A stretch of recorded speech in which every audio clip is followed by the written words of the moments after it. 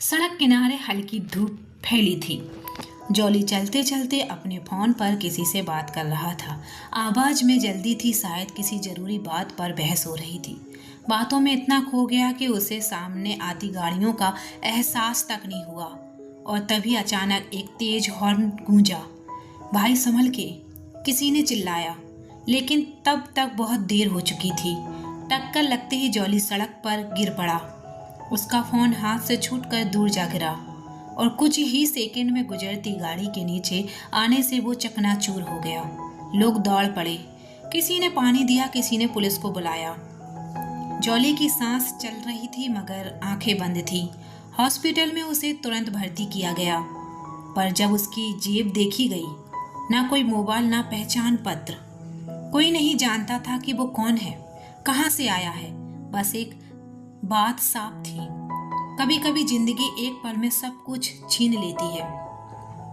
नाम, पहचान, जुड़ाव, सब कुछ। रात गहराने लगी थी लेकिन आसी का दिल बेचैन था।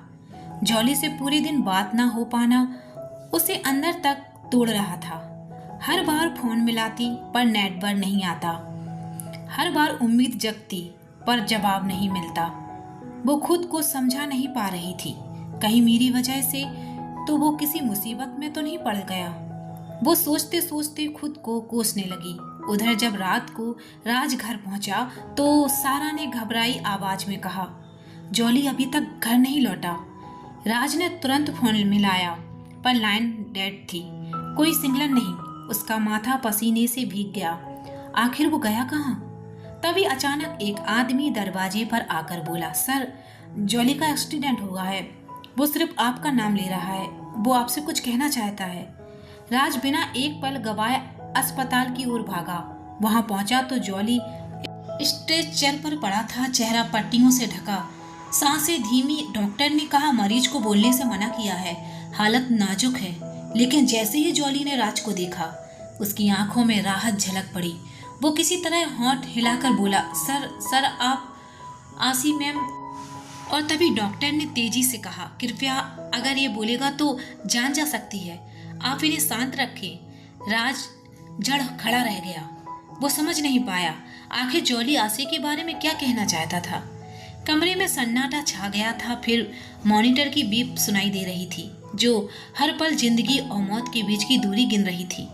राज ने जॉली के माथे पर हाथ रखा और उसे चुप रहने का इशारा किया। कुछ मत बोलो, बस आराम करो, उसने धीमे से कहा और फिर डॉक्टर से बात करने के बहाने से कमरे से बाहर निकल गया। बाहर वही आदमी खड़ा था जिसने उसे एक्सीडेंट की खबर दी थी। वो बोला, सर, ये जॉली जानता है कि मैम कहाँ है। इसी ने मुझे। राज ने बीच में ही हाथ उठाकर रोक दिया। मैं जानता हूँ, बस दुआ करो कि इसे कुछ ना हो। आवाज में सख्ती थी लेकिन आंखों में डर साफ झलक रहा था। उधर अस्पताल में जॉली का इलाज जारी था और इधर घर में बेचैनी बढ़ती जा रही थी। आसी बार बार फोन मिला रही थी पर जॉली का नंबर अब भी लग नहीं रहा था। घर में सन्नाटा था पर सबकी आंखों में चिंता साफ थी। खुशी पूरी घर को संभाल रही थी। वो जानती थी कि अगर जॉली कुछ हुआ तो सब कुछ बिखर जाएगा। आसी खुद को समझाने की कोशिश कर रही थी पर मन में एक ही बात गूंज रही थी, अगर जॉली को कुछ हुआ तो उसकी वजह मैं हूं। वो खुद को माफ नहीं कर पा रही थी। हर पल उसे यही शक सता रहा था, शायद राज ने ही जॉली के साथ कुछ किया हो या करवाया हो। उसके भीतर का डर और बेचैनी बढ़ती जा रही थी। आंखों में आंसू लिए वो दादाजी और दादी जी के पास जाकर बैठ गई। दिल में बस एक ही ख्याल था, अब मुझे वापस जाना होगा। सब कुछ खत्म होने से पहले सच जानना होगा। आसी ने दादाजी और दादी जी के कांपते हुए हाथ थामे और धीमे से बोली, आप दोनों चिंता मत कीजिए, मैं जॉली को लेकर आऊंगी। मैं उसे कुछ नहीं होने दूंगी।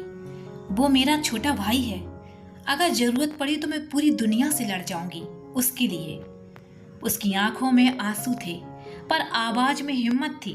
उसने मेरी मदद की थी, अब मेरी बारी है उसकी जिंदगी बचाने की। ये कहते हुए उसने धीरे से उनके हाथ छोड़े और दरवाजे की ओर बढ़ी। दिल में ख्याल उमड़ रहे थे, जॉली ने मेरा साथ तब दिया था जब मेरे पास कोई नहीं था। अब मैं अपनी वजह से उसे या उसके परिवार को कोई तकलीफ नहीं होने दूंगी। वो बाहर निकलने वाली ही थी कि पीछे से आवाज आई,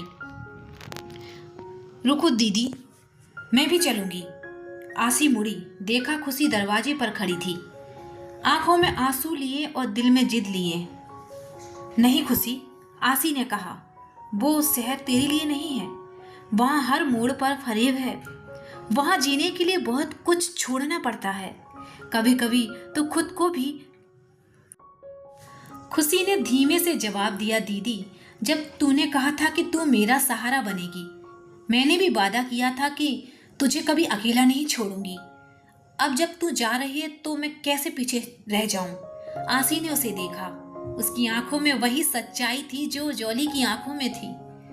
वो पल कुछ कह नहीं पाई, बस मुस्कुरा दी। दोनों के कदम अब एक ही दिशा में बढ़ चुके थे, एक शहर की ओर जहां हर सच्चाई के पीछे कोई ना कोई झूठ छुपा था। आसी ने धीरे से कहा, लेकिन खुशी, अगर तुम मेरे साथ चलोगी तो यहाँ दादाजी और दादी जी का कौन संभालेगा? इतना सुनते ही लव और कुश एक साथ बोली, हम है ना दीदी, आप बस भाई को ले आओ, घर की चिंता मत करो। आसी कुछ पल चुप रही। दादा दादी की आंखों में चिंता तो थी, लेकिन उनके दिल में यही चाहत थी कि खुशी भी आसी के साथ जाए। आखिर दोनों मिलकर ही तो इस मुश्किल का सामना कर सकती हैं। फिर भी वे दोनों लड़कियों को अकेले भेजने के लिए तैयार नहीं थे। दादाजी ने कहा, लाव या कुश में से एक को साथ ले जाओ, लेकिन आसी ने साफ मना कर दिया। इतने बड़े शहर में किसी को लेकर जाना सुरक्षित नहीं है। मैं और खुशी साथ जाएंगे बस। काफी समझाने बुझाने के बाद सबने हामी भर दी। रात भर की तैयारी के बाद सुबह सुबह दोनों बहनें जयपुर के लिए रवाना हो गई। ट्रेन की खिड़की से गुजरता रास्ता दोनों के चेहरों पर अलग अलग भाव ला रहा था। आसी की आंखों में डर था तो खुशी के चेहरे पर अपने भाई से मिलने की ललक। उधर अस्पताल में जॉली धीरे धीरे होश में आ रहा था। कमरे में राज बैठा था, उसकी आंखें जॉली पर टिकी हुई थी। वो कुछ कहना चाहता था पर खुद को रोक लिया। जॉली ने मुश्किल से आंखें खोली, राज को सामने देखकर हल्की मुस्कान दी और धीमे स्वर में बोला, सर, मुझे लगा था कि मैं बिना बता ही चला जाऊंगा, लेकिन अब मैं आपको बताना चाहता हूँ खुशी मैम कि मैंने ही। उसकी बात अधूरी रह गई। डॉक्टर अंदर भागा, मरीज को और बोलने मत दीजिए, उसकी हालत अभी ठीक नहीं है। राज वहीं खड़ा रह गया।